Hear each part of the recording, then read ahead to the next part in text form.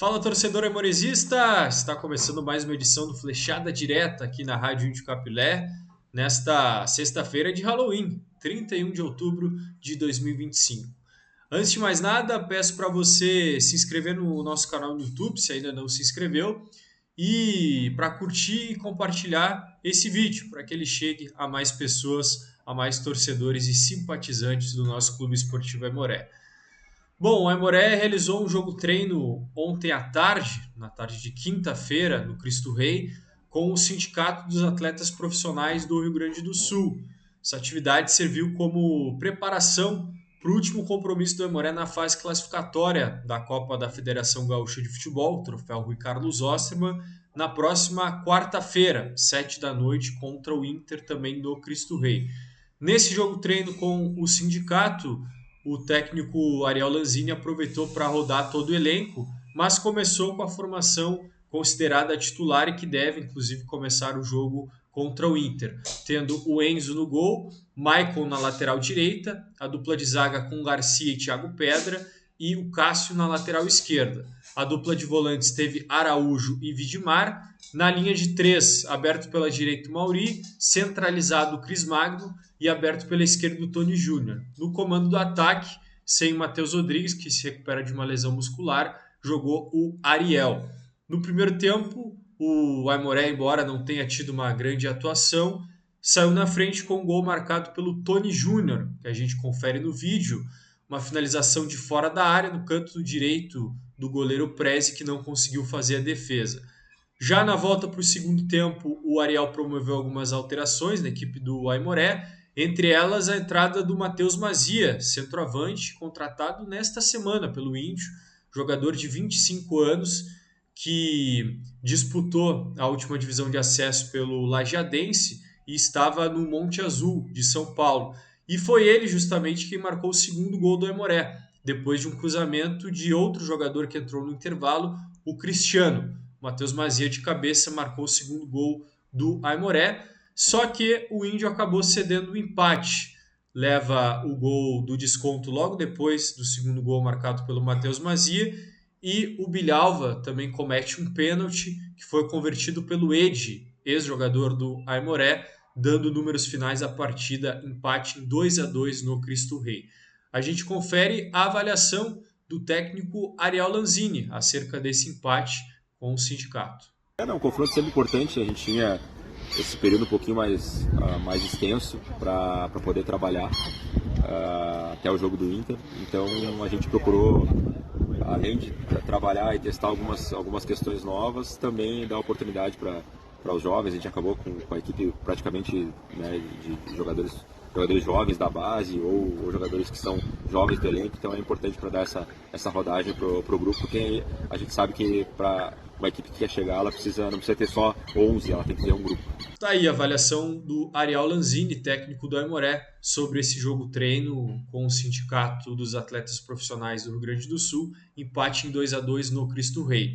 O autor do segundo gol do Aimoré nesse jogo treino, e que recém chegou ao Índio, tinha feito somente um treino com um grupo de jogadores antes de participar dessa atividade contra o sindicato, o Matheus Mazia, centroavante, também avaliou a atividade e falou sobre essa sua chegada ao Cristo Rei.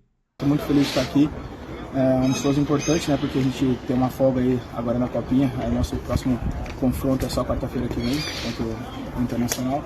Tudo importante para movimentar, para dar sequência de jogo, eu também que estava um tempinho agora parado, é importante, sim, o resultado acho que é o que menos importa aqui, o que mais importa é dar ritmo realmente para a gente poder chegar no nosso confronto, realmente vários 3 pontos e chegar bem. Matheus Mazia, centroavante que marcou o segundo gol do Aimoré no jogo treino com o sindicato, chegou nesta semana no Cristo Rei e poderá fazer a sua estreia oficial pelo Índio no jogo da próxima quarta-feira contra o Inter. A Rádio Índio Capilé transmitiu o jogo treino do Aimoré com o sindicato, narração do Natan Dalprá, comentários e reportagens do Emanuel Freires, e o Natan deixou um comentário sobre essa atividade, fazendo a sua avaliação sobre esse jogo treino. Salve, salve, maior torcida do Vale dos Sinos, que está ligada no Flechada Direta, aqui da Rádio Índio Capilé. Um abraço a você, Nicolas Wagner, em especial. E como sempre a gente pede, se inscreva no nosso canal no YouTube, Web Rádio Índio Capilé, segue a gente no Instagram, @RD de Capilé, e claro, curta, compartilhe o Flechada de hoje, os nossos programas e também as nossas transmissões. Falando em transmissão, quarta próxima contra o Internacional, time B, o Aimoré decide aí o seu futuro nessa primeira fase da Copa FGF Troféu Ricardo Osterman. A tendência é que o Índio se classifique em quinto ou até mesmo em quarto dentro dessa primeira fase e dispute o playoff valendo vaga para a semifinal do certame. Ontem a gente acompanhou o empate contra os sindicatos atletas profissionais no jogo treino. 2-2 foi o marcador total. Em que pese o Aimoré, da sua maneira, digamos, quente, tenha ganho o jogo por 2-1. E por que eu ressalto isso? Porque na segunda metade do segundo tempo da atividade, o Ariel Lanzini fez muitas trocas, muitas experiências, colocou o Guilherme Prates, por exemplo, para jogo que está em teste, o Anderson Risse, que é um jogador que entra muito pouco na equipe profissional, os meninos ali, Capone, Lucas Borges, o goleiro Bilhalva, que não tem essa rodagem num enfrentamento contra profissionais. A gente tem muitas caras conhecidas no sindicato, né? O Gervassoni, um jogador que tem passagem até pelo futebol europeu, tem o Mário, que é rodado no interior, já passou pelo Aimoré, os ex-atletas do Aimoré 2025, Bruno Oliveira, também Ed e ainda o Johan, que são jogadores que a gente sabe, não são desprezíveis, pelo contrário, já tem uma certa qualidade de serviços prestados ao futebol. Mas o Aimoré, em linhas gerais, não teve um grande desenvolvimento de jogo. Tem algumas questões que elas ficaram um pouco confusas no enfrentamento de ontem, como, por exemplo, o Mauri como extrema foi algo que não me agradou. Eu não gostei novamente da ideia do Ariel por dentro, e que pese a defecção do Matheus Rodrigues, ele não conseguiu fazer o jogo ser fluido a partir da sua entrada, que o Ariel, como todo mundo está cansado de saber, não é camisa 9, e essa história do falso 9 definitivamente não deu certo. O Cris Magno e o Ariel tentaram trocar de posição, mas também não funcionou. Uma boa notícia foi o Tony Júnior, não só pelo gol, mas tentou se movimentar, ele está disposto, ele quer, dá para ver, é notório. O Vidmar conseguiu fazer algumas combinações com o Cássio que foram interessantes, e eu gostei do senso de cobertura do Araújo. Não foi uma grande partida tecnicamente, mas taticamente foi inteligente. No segundo tempo, duas notícias boas. O Cristiano entrou muito bem, foi uma atividade discreta do Michael, não chegou a ser ruim, mas foi discreta, e o Cristiano entrou muito bem. Ele dá o cruzamento pro gol, ele aparece nos desarmes, bem esse lateral direito. E o Matheus Mazia, que mostrou a credencial. Ele recebeu uma bola, fez o gol. Cabeceou, a bola bem cruzada pelo Cristiano, torneou bonito no cantinho, a bola ainda beijou a trave e venceu o guarda-metas do sindicato. Notícia ruim, Garcia, mal de novo, mal. Com erro técnico no cabeceio, seja ofensivo, seja defensivo, um pouco inseguro. Infelizmente, até agora não está acontecendo o Garcia com a camiseta do Aimoré. Vamos ver os próximos capítulos. Haja visto que um zagueiro deve ser contratado, se fala no Guizão. Enfim, o Aimoré está no mercado dando uma escavada, além de um jogador de extremidade, né? Um extremo, um articulador diferenciado, o Aimoré procura. Se pintar algum negócio de ocasião, vai rolar. Enfim, tá bom, meus amigos? Nicolas, grande abraço a ti e a querida audiência ligada no Flechada Direta. Até mais! Valeu, Natan.